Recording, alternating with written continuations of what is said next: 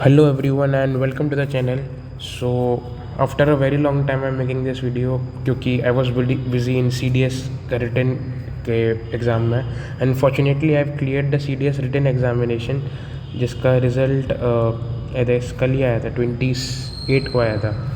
So I clear the CDS written examination and जो resources मैंने follow करे थे I would like to share them with you as well. अगर आपको अच्छा लगता है so do tell me in the comment कि मैं अगली वीडियो किसके ऊपर बनाऊँ. लाइक मैं I wanted to share my experience कि मैंने किस तरीके से चीज़ें हैंडल करी एंड आप उससे क्या सीख सकते हो. क्योंकि जर्नी सबकी डिफ़िकल्ट होती है, जर्नी सबकी डिफ़िकल्ट भी होती है और डिफरेंट भी होती है. तो अगर आप हर किसी की जर्नी से if you take some experiences like जो मैंने सीखा, जो मेरे पॉजिटिव्स थे, जो मेरे नेगेटिव्स थे, अगर आप वो देखते हो कि जो मेरी पॉजिटिव चीज़ थी और जो आप में नेगेटिव है वो वो आप इम्बाइब करो और डेफिनेटली आपका वो क्लियर होगा क्योंकि you are working on it then. तो do tell me in the comment. I would like to make this video as well. And अगर आपको कोई पर्टिकुलर टॉपिक पर वीडियो चाहिए लाइक फॉर PYQ रेलेवेंट, जो कि मैं आगे बताऊंगा कि हाउ रेलेवेंट PYQs आर, तो उसके ऊपर भी अगर आपको वीडियो चाहिए so let me know in the comment. And या तो रिसोर्सेज जो मैंने फॉलो करे थे उसके बारे में बात कर लेते हैं. सो सबसे पहले देखते हैं इंग्लिश. देखो English is the main soul of this examination. अगर आपको रिटन क्लियर करना है so English is the key. Simple बात है, इंग्लिश इज़ द की. और इस बार की जो कट ऑफ है that is like I don't know but according to many people वो अराउंड 80 बता रहे थे, 80 या 85 के बीच में. आई डोंट नो बट ये कट ऑफ कम क्यों हुई इसके बारे में अगर आप थोड़ी सी मैं बात करूँ तो रीज़न वॉज कि इंग्लिश का paper was like between moderate too difficult. और मॉडरेट टू डिफ़िकल्ट क्यों था? क्योंकि उसमें वोकैब के क्वेश्चन उन्होंने ज़्यादा दे दिए थे, थोड़ा वोकैब बेस्ड था, ठीक है. सो इसी की वजह से कट ऑफ वेंट लो. और लास्ट ईयर जब 24 में भी देखें तो कट ऑफ वॉज 87. उसका भी रीज़न क्या था कि थोड़ा ना उन्होंने वोकैब बेस्ड पेपर दे दिया था. जैसे कि आप मैच द फॉलोइंग देखोगे CDS 2024 के तो आपको पता चल जाएगा कि मैं किस बारे में बात कर रहा हूँ. सो पेपर वॉज, जब भी वोकैब बेस्ड होता है तो वोकैबुलरी इज़ डिफ़िकल्ट एंड उसको याद करना पड़ता है, बहुत सारी चीज़ें हैं. तो be prepared for this thing क्योंकि 24 में भी आया है, 2024 में भी आया है एंड 2025 में भी आया है. सो 2025 2 जो दे रहे हैं उनके लिए भी इंपॉर्टेंट है और 26 को एम कर रहे हैं उनके लिए भी इट्स इंपॉर्टेंट कि वोकैब करके जानी है. जो लोग पहले छोड़ देते थे, now we have to master vocab as well. Grammar तो करनी है, वोकैब एज वेल. तो अब what resources did I used, तो जो सबसे पहला रिसोर्स जो मैंने यूज़ करा था that was previous year questions. Guys जब मैंने अपनी प्रिपरेशन स्टार्ट करी थी like when I was in the very initial phase, जब मैं फिगर आउट कर रहा था कि भाई क्या पढ़ना है, कैसे पढ़ना है, एट दैट टाइम हम लोग क्या देखते हैं, हम लोग देखते हैं कि भाई प्रीवियस ईयर में क्वेश्चंस कैसे पूछ रहा है, आखिर इंग्लिश में क्वेश्चन क्या पूछ रहा है. सो जो मैंने फिगर आउट करा जैसे कि पार्ट ऑफ स्पीच था, एरर था, और फिर आपके ईडियम्स थे, and then we are having preposition. भाई प्रपोजिशन ने बहुत दिमाग खाया है. एंड देन हमारे होमोफोन्स और होमोनियम्स होते थे और एक्टिव पैसिव होते थे और डायरेक्ट इनडायरेक्ट होते थे. सो बहुत सारे इस तरह के क्वेश्चंस वर बीइंग आस्क्ड. आपका क्लोज पैसेज होता था, वो अगेन प्रपोजिशन और उसका अमेलगमेशन है.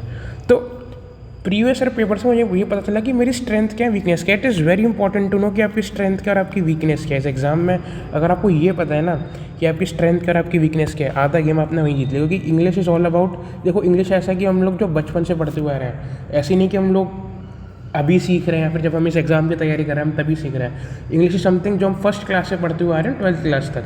तो हमारा एक अच्छा बेस बना हुआ होता है इंग्लिश में. तो हमें प्रीवियस ईयर क्वेश्चन से क्या सीखना है, प्रीवियस ईयर क्वेश्चन से हमें ये सीखना है कि हमारी स्ट्रेंथ्स क्या है. अगर हमें पता चल जाए कि भाई ठीक है मैं पार्ट ऑफ स्पीच के क्वेश्चन अच्छे से कर पा रहा हूँ, मुझे पता चल रहा है कि नाउन क्या है, एडवर्ब क्या है, मैं अच्छे से फिगर आउट कर पा रहा हूँ, और उसमें मेरी एक्यूरेसी, मेन बात क्या है एक्यूरेसी. आप देखो जब आप जब एग्ज़ाम को जब एनालाइज करते हो ना तो एक्यूरेसी देखो कि आप कितने एक्यूरेटली आप आंसर सही कर रहे हो. अगर आप एरर के क्वेश्चन अच्छे से कर पा रहे हो तो कितनी एक्यूरेसी से आप अच्छे से क्वेश्चन को अटैम्प्ट कर पा रहे हो, कितने सही हैं आपके. अगेन प्रेपोजिशन सब लोग कर पाते हैं क्योंकि इट्स वेरी इजी. तो अपनी स्ट्रेंथ्स और वीकनेस को आइडेंटिफाई करो, ठीक है. सबसे पहली चीज़ ये है कि प्रीवियस क्वेश्चन से हमें क्या सीखना है कि स्ट्रेंथ्स और वीकनेस को आइडेंटिफाई करो. बाकी आप जब लास्ट का एक हफ्ता बचता है तब आप लगा सकते हैं प्रीवियस ईयर क्वेश्चन उस माइंडसेट में आने के लिए यूपीएससी के। बट मेन काम क्या है कि आपको पता तो चले कि हाँ भाई मेरे को ये चीज़ नहीं आती इंग्लिश में, मेरे को इंग्लिश में S1 S6 में प्रॉब्लम है, मेरे को इंग्लिश में एरर में प्रॉब्लम है, मेरे को इंग्लिश में वोकैब में प्रॉब्लम है, ताकि आप, क्योंकि पेपर में तो पूछा है ना ये, अब क्योंकि पेपर में पूछा और आपका ये वीक है तो आप इस पर काम करोगे। तो ये हमें कैसे पता चला? Previous year questions. तो previous year question is the key, English में तो यही है।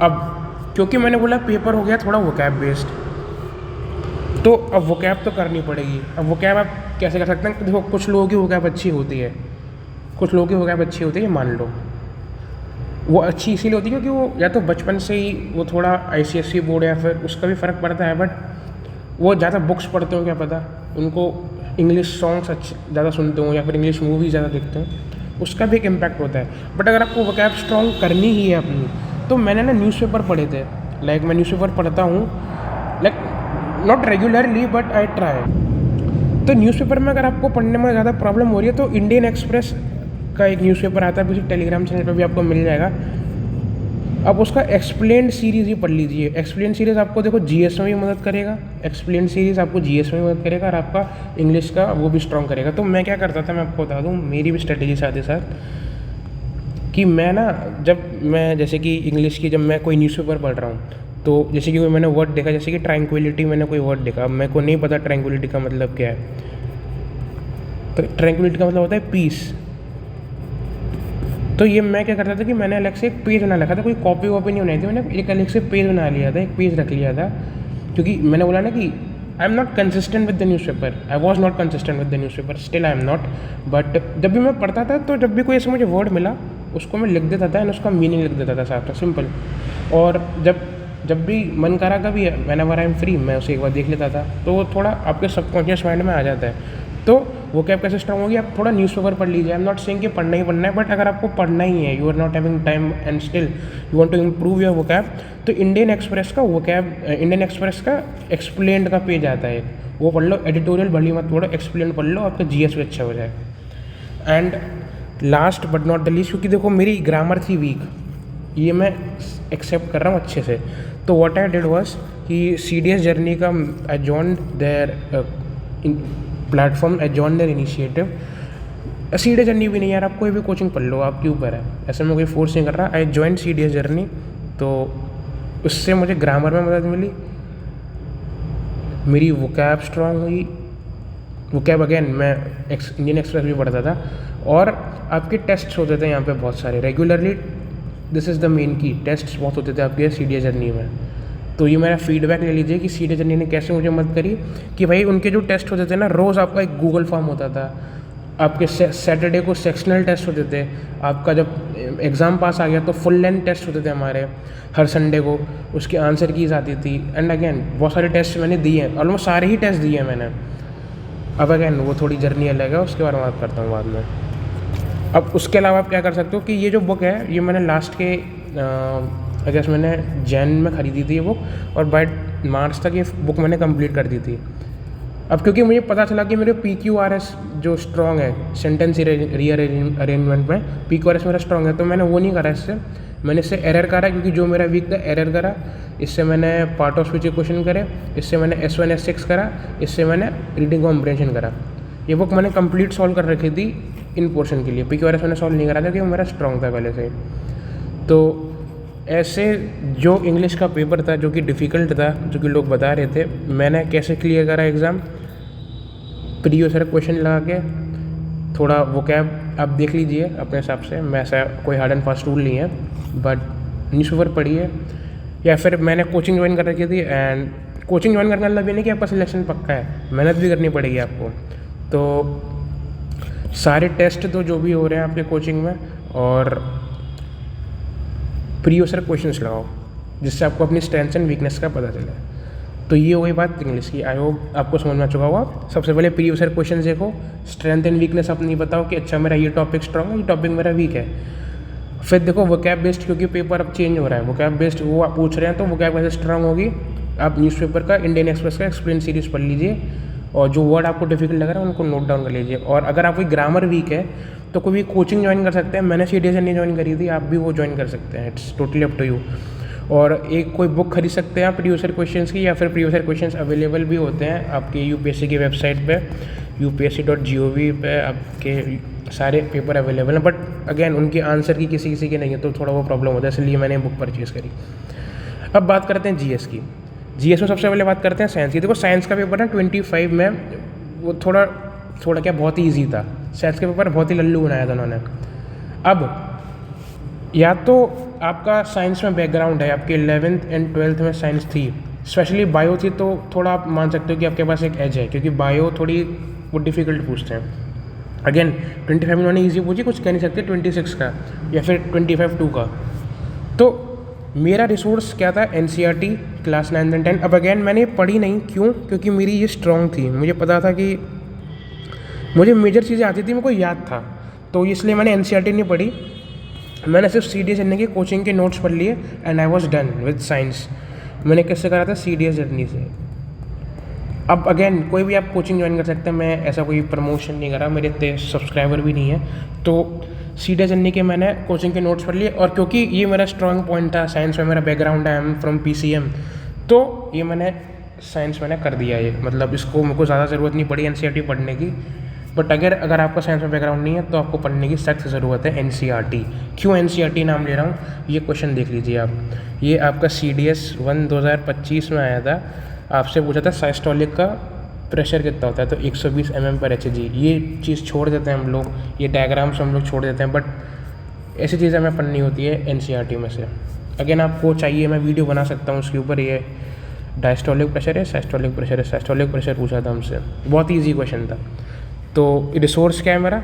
साइंस। हालांकि मैंने नहीं पढ़ी, बट मैं रिकमेंड कर रहा हूँ आप लोगों को, क्योंकि ईजी है। वरना आप किसी भी कोचिंग के आप कोई भी नोट्स पढ़ सकते हैं। मैंने CDS जर्नी फॉलो करा था, आप अपने हिसाब से देख सकते हैं। एक और क्वेश्चन देख सकते हैं, जैसे कि जो ये पूछा गया था कि पायरुवेट का बेसिकली पूछा था कि कितने कार्बन एटम्स कार्बन उसमें है। I think saturated unsaturated bonds पूछे थे, तो ये आपको 3 कार्बन का ये पायरुवेट होता है। अगेन ये बायो का क्वेश्चन है। तो इस तरीके से क्वेश्चंस आते हैं, मैंने आपको दिखा दिया, सोर्स भी बता दिया मैंने। एंड अगर आपको चाहिए मैं वीडियो अलग से बना दूंगा। अब बात करते हैं पॉलिटी की। देखो पॉलिटी का जो वेटेज है, ये मैंने नोटिस करा है, जो पॉलिटी का वेटेज है दैट इज़ डिक्रीजिंग। ठीक है, पहले जो क्वेश्चन पूछे जाते थे अराउंड मतलब 15 के आसपास, अब उतने नहीं पूछे जा रहे हैं, और जो भी पूछे भी जा रहे हैं that are factual.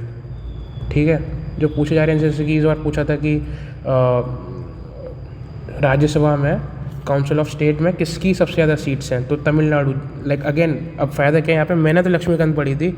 Again plus यहाँ पे कोचिंग के आप कोई भी रेफ़र कर सकते हैं। मैंने CDS जर्नी का यहाँ पे नहीं पढ़ा था, पॉलिटी नहीं पढ़ी थी मैंने उनसे, क्योंकि मेरा अच्छा बैकग्राउंड है पॉलिटी में। तो लक्ष्मीकांत मैंने पहले पढ़ रखी थी, तो ये मेरा एक सोर्स था लक्ष्मीकांत। तो राज्यसभा में ये मेजॉरिटी बच्चे इसका बिहार करके आए थे, जिससे भी मैंने पूछा था सबने बिहार करा है। बट आई नो ये लक्ष्मीकांत में दे रखा है, पार्लियामेंट वाले चैप्टर में टेबल दे रखी है लास्ट पेज पे, तमिलनाडु दे रखा है, उसमें पढ़ लेना। ठीक है, so my source was Lakshmikant. Again अगर आपको लक्ष्मीकांत समझ में नहीं आती, क्योंकि बहुत से लोगों को नहीं समझ में आएगी, सबका एप्टीट्यूड अलग होता है, इट्स कम्प्लीटली नॉर्मल। तो आप किसी भी कोचिंग का मटेरियल रेफ़र कर सकते हैं, आपको पढ़ा देंगे, अच्छे से पढ़ाएंगे पॉलिटी। बाकी यू हैव टू सी आपकी स्ट्रेंथ अगर पॉलिटी में है, if you are having a background in BA, तो अगर आपका है इसमें थोड़ा पॉलिटी में हाथ है अच्छा, तो you don't need to go for coaching, आप सीधे लक्ष्मीकांत पे जाइए और लक्ष्मीकांत के इंपॉर्टेंट चैप्टर्स पढ़िए। ठीक है, अब बात करते हैं ज्योग्राफी की। वेरी वेरी इंपॉर्टेंट भाई, वेरी बहुत सारे सवाल आते हैं भाई ज्योग्राफी से, बहुत सारे, स्पेशली मैपिंग से। अब ये क्लास 11th की हमारी फंडामेंटल्स ऑफ फिजिकल ज्योग्राफी है, इससे आपका जो आई गेस SP वेव्स वाला क्वेश्चन आया था 2025 में, और I am not able to recall, but ये आपका बेस बनाएगा। ठीक है, ये ऐसा नहीं कि स्किप कर सकते हो, भले क्वेश्चन कम आ रहे हैं बट स्किप नहीं करना, ये तो मस्ट है, ये तो बुक आर मस्ट। इन्हें छोड़ा तो समझ लीजिए आपकी प्रिपरेशन इज़ वेरी वीक। इन्हें तो छोड़ना ही नहीं है, एक इसे नहीं, एक पॉलिटी में से नहीं छोड़ना, साइंस में इन्हें नहीं छोड़ना, और ज्योग्राफी में इन्हें नहीं छोड़ना। जो मैं बता रहा हूँ मैंने मेजर चीज़ ही करी है जिससे मेरा क्लियर हुआ है। तो क्लास 11th की फिजिकल ज्योग्राफी नंबर 1 ये कर लो, और उसी की इंडियन ज्योग्राफी से इसमें बेसिकली मैपिंग के क्वेश्चन आते हैं। जैसे कि इस बार पूछा था कि वो कौन सा बायोस्फीयर रिजर्व है जो कि 3 स्टेट्स में है, तो उसका आंसर था नीलगिरी। वो था कर्नाटका, केरला, तमिलनाडु के KT ट्राई जंक्शन पे आता है नीलगिरी बायोस्फीयर रिजर्व, वो इसमें दे रखा है आपको, ठीक है। तो क्वेश्चंस डायरेक्टली पूछे गए हैं, मैं आपको अभी दिखा दूंगा, डायरेक्टली क्वेश्चन पूछे गए हैं इनसे डायरेक्टली। तो ये तो मस्ट है क्योंकि इससे आपका बेस बनेगा इससे, ठीक है। और इससे क्वेश्चन पूछे जाएंगे। इसमें थोड़ा फैक्चुअल है बट क्वेश्चन इससे पूछे जाते हैं। फैक्चुअल है, रटना पड़ेगा, मैं पहले बता देता हूँ, बट भाई इससे क्वेश्चन पूछे जा रहे हैं तो अब क्या करोगे बताओ। प्लस कोई अगर आप कोचिंग रेफ़र कर रहे हो तो आप कर सकते हो, ठीक है। प्लस मेरा यार इसमें ना हर एक में प्लस कोई कोचिंग ले लो। मैंने सीडीएस जर्नी के सीडीएस जर्नी के मैंने वीडियोस नहीं देखे थे, मैंने इनके जो डिजिटल नोट्स थे वो पढ़े थे, तो आप देख लो भाई। प्लस कोचिंग अगर आप कोई कर रहे हो तो डेफिनेटली, मैं किसी कोचिंग के ख़िलाफ़ नहीं हूँ, ना मैं कोचिंग के अगेंस्ट हूँ। अगर आपको कोई चीज़ मदद कर रही है सो गो फॉर इट, सिंपल है मेरा फंडा। मैपिंग बहुत ही इंपॉर्टेंट है, वेरी वेरी इंपॉर्टेंट अगेन, क्योंकि इस बार बहुत ही क्वेश्चन पूछे गए थे गाइस, मतलब मैं क्या ही बताऊँ। लिथुएनिया जिसका एक आंसर था सिंपल सा था। अगर आप Sudarshan sir, the God of, जिन्हें मैं कहता हूँ गॉड ऑफ मैपिंग, अगर आप इनके यूट्यूब पे फ्री है, कोई कहीं नहीं जाना आपको, यूट्यूब पे सब फ्री है, उनसे कर लो। वर्ल्ड ज्योग्राफी, इंडियन ज्योग्राफी, इनसे कर लो, बेड़ा पार है, ठीक है। लिथुएनिया वाला क्वेश्चन आया था एक आई गेस रिवर दानूबे कहाँ से फ्लो करती है। अगेन इन्होंने कराया है माउंटेन रेंजेस सब, इन्होंने वर्ल्ड मैपिंग, इनसे कर लो भाई। मैं बोल रहा हूँ जब आपका एग्ज़ाम में 1-2 महीना बचाओ, एट दैट टाइम आप मैपिंग उठाओ और आराम से 15 दिन से मैपिंग कर लो। 15 दिन में ये यूट्यूब पे सब फ्री है, तो आप इनसे कर सकते हो फ्रॉम सुदर्शन सर। अब एक और क्वेश्चन आया था जो कि मैं आपको दिखा देता हूँ। जैसे कि वो माउंटेन रेंजेस से रखे थे, एक था आपका काराकोरम, एक था आपका लद्दाख, एक था आपका ज़ांस्कर। एक माउंटेन रेंज और रखी थी जो कि थी कुनलुन माउंटेन। ये मेरा गलत हुआ था क्वेश्चन, मुझे अभी भी याद है। मैंने कुनलुन को नीचे मारा था काराकोरम से, बट ये आपका क्या है, ये आपका कहाँ दे रखा है पता है, ये आपकी क्लास 9th के मैप में दे रखा है ज्योग्राफी के, ठीक है। अगेन सुदर्शन सर इसे भी करा देंगे, उन्होंने पढ़ाया है कुनलुन माउंटेन से, चाइना में है, ठीक है। सुदर्शन सर से पढ़ लो, आराम से हो जाएगा। मैंने भी नीचे कराया था और मैपिंग के मेरे मेजॉरिटी क्वेश्चन सही हो गए थे। ये वाला मेरा गलत हो गया था, ये रिवर दानूबे पराग्वे में, और लिथुएनिया जो कि आई गेस यूक्रेन से बॉर्डर शेयर नहीं करता है, किसी ये क्वेश्चन था, वो भी हो गया था। तो मैपिंग हो गया। मैपिंग ये देखो, ये चीज़ें छोड़ के नहीं जानी आपको, जो भी मैं बता रहा हूँ मैपिंग छोड़ के नहीं जानी, ये तो छोड़ के नहीं जानी, पॉलिटी छोड़ के नहीं जानी। और मैंने सोर्सेज बता दिए, ये फ्री है यूट्यूब पे, आप इनसे कर सकते हो। कोई मैं मैपिंग के लिए तो कहूँगा कि आप कोई कोचिंग लो ही मत, या फिर आप ले रहे हो तो that's up to you, but mapping is completely free. Do it from Sudarshan sir YouTube channel पे। बाकी आप NCERT रेफर करो। इकोनॉमी अब इकोनॉमिक्स मैं थोड़ा ना UPSC की भी प्रिपरेशन कर रहा हूँ, तो मुरनाल सर से मैं पहले पढ़ चुका हूँ। तो इकोनॉमी वॉज नथिंग लाइक कि डिफ़िकल्ट है मेरे लिए, इट वॉज समथिंग जिसको मैंने पढ़ चुका था मैं पहले। प्लस एक यूट्यूब चैनल है अंडरस्टैंड UPSC, जिसके मैं प्लेटफॉर्म से एक इनिशिएटिव है इनका भी, ट्रांसफॉर्म, उससे मैं जुड़ा हुआ था, तो वहाँ पे भी इकोनॉमी हुई थी, तो तब मैंने ये करा। मुरनाल सर से पढ़ा था मैं तब केवल। तो अब अगेन यार मैं चाहूँगा कि अगर आप CDS के कोर एस्पिरेंट हो तो कोचिंग के नोट्स ही रेफ़र करो यहाँ पे अपने, ठीक है। NCERT के चक्कर में मत जाना भाई, सब बाउंसर जाएगा। या फिर अगर आप थोड़ा टाइम है आपके पास तो मुरनाल सर के आप देख लो, but I would not recommend to hardcore जो CDS एस्पिरेंट्स हैं। But if you have time, या फिर अगर आप थोड़ा आपका CAPF का भी टारगेट है तो आप मुरनाल सर को रेफ़र कर सकते हो। बाकी अंडरस्टैंड UPSC का मैं पार्ट था, तब मैंने मुरनाल सर के उससे भी करा, इनके भी मैंने इको के लेक्चर्स देखे थे। अब हिस्ट्री में मैंने देखो मॉडर्न हिस्ट्री में केवल करके गया था, आपको सच बताऊँ, मैं केवल मॉडर्न हिस्ट्री करके गया था। मॉडर्न हिस्ट्री का कोई सवाल नहीं था 25 में, it was very disappointing for me. मैंने मॉडर्न हिस्ट्री में बहुत टाइम इन्वेस्ट करा था बट एक भी क्वेश्चन नहीं आया। अगेन क्योंकि मैं अंडरस्टैंड यूपीएससी के प्लेटफॉर्म से जुड़ा था, तो उस टाइम पे मैंने इनसे एंशिएंट प्लस मिडिवल पढ़ रखा था, तो थोड़े बहुत क्वेश्चंस मैं कर पाया था। जैसे कि एक वाला क्वेश्चन था हड़प्पा की सील पाया गया, इस वाला क्वेश्चन था, एक वो मैं कर पाया था हड़प्पा की सील। सो तो मैंने एंशिएंट और मिडिवल जब मैंने ये पढ़ा था तो तब मैंने कर लिया था अंडरस्टैंड यूपीएससी के ट्रांसफॉर्म वाले इनिशिएटिव में। बाकी अगर आपको हिस्ट्री पढ़नी है तो एक यूट्यूब चैनल है, अगेन बहुत ही अच्छा यूट्यूब चैनल है, someone very close to me, उन्होंने मुझे बताया था कि एक बुक्स टावा करके ये यूट्यूब चैनल है, तो इनकी वीडियो आप देख सकते हैं, बहुत ही अच्छी वीडियोज़ हैं। तो अगर आपको चाहिए मॉडर्न हिस्ट्री के इंपॉर्टेंट टॉपिक्स आपको बता सकता हूँ, एक आप मेरे को कमेंट्स करके बता सकते हैं कि वो वीडियो आप देख लो, आपका काम हो जाएगा, ठीक है। तो बुक्स टावा करके यूट्यूब चैनल है। बाकी अगर आप अगेन कोई कोचिंग पढ़ रहे हो तो वहाँ से आप पढ़ सकते हैं। बट मेरा ये मानना है कि मॉडर्न का जो वेटेज है दैट इज़ यूपीएससी ने वो छोड़ ही दिया है, वो मेजर फोकस है उनका एंशिएंट और मिडिवल पे, तो थोड़ा इस पर ध्यान दो ज़्यादा मॉडर्न के वजह, तो थिंग्स वुड बी ईजी। अब लास्ट है मिसलिनियस क्वेश्चन, क्योंकि इस बार आप देखोगे कंप्यूटर से इस बार क्वेश्चन पूछे थे लिटरली, मल्टीमीडिया, जेपीजी और एआई के बारे में पूछा था। तो things are changing, scenarios are changing. GS को भी वो they are making it a more aptitude based paper, तो थोड़ा ना आप थोड़ा होशियार रह के क्वेश्चन करें, क्योंकि ये आप ना पहले ही पढ़ चुके हैं। ये कंप्यूटर का रैम रोम और एआई का काम क्या होता है, ये सब आपको पता है, नॉर्मल चीज़ ही पूछ रहे हो, दैट इज़ समथिंग, वो जस्ट थोड़ा सा शॉक फैक्टर है। अगर आपको पता है तो बहुत अच्छी बात है, वरना आप देख लो, अगर आपके क्वेश्चन कम अटैम्प्ट हो रहे हैं तो रिस्क ले लो, वरना नहीं लो, अगर आपके अच्छे खासे अटैम्प्ट हो चुके हैं बाकी सेक्शन में। तो यही था यार मेरे रिसोर्सेज। आई होप आपको अच्छी लगी हो video, so thank you for यहाँ तक अगर आप आ चुके हो तो।